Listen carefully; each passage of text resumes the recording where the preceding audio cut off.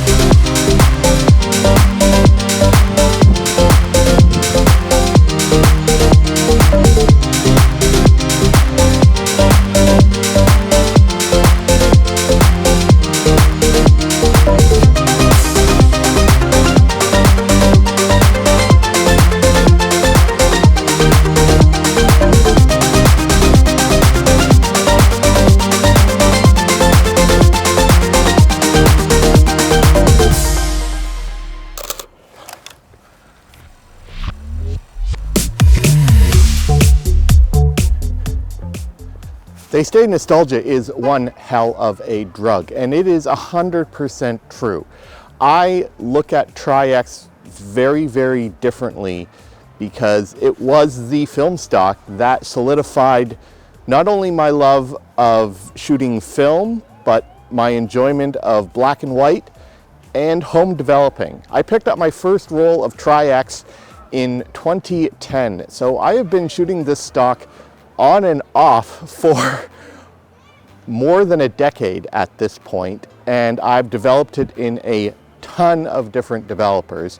But it was that first roll of Tri-X that I developed myself in HC110 dilution B for 4.5 minutes that solidified, like, wow, this is a film that can literally do anything. And I honestly think it is painted my enjoyment of the film stock. It's also the film stock that I shot one of my most favorite photos, a rainy day in Arras, that I then printed and gave to the woman who would become my wife, and it was really the start of us talking to each other on a regular basis. So am I nostalgic about Tri-X? Absolutely. Am I apologetic about that nostalgia? Of course not. I love Tri-X. I don't think I would continue to shoot Kodak film if they dropped Tri-X. So Kodak, if you're listening, keep Tri-X coming. It's your only traditional grain film left on your catalog, and it's brilliant.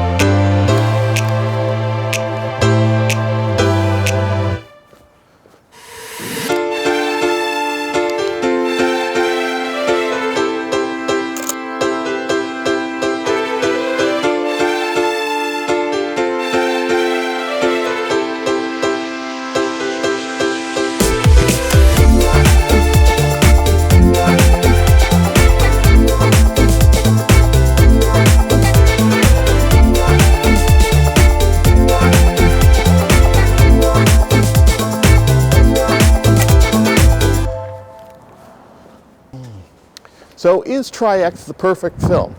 Of course not, but it's pretty darn close. You can abuse this film a lot. You can overexpose it, underexpose it, push, pull, and providing you're developing it right, it will always deliver fantastic results, even in conditions like today, which are not ideal.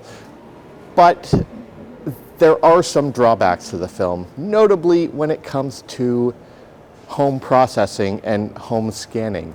The film doesn't always dry flat. In fact, it suffers greatly from a great deal of cupping, and I really need to look at my processing and drying process to see if I can improve that, because I'd often have to back roll the film to be able to get good results when scanning on a flatbed.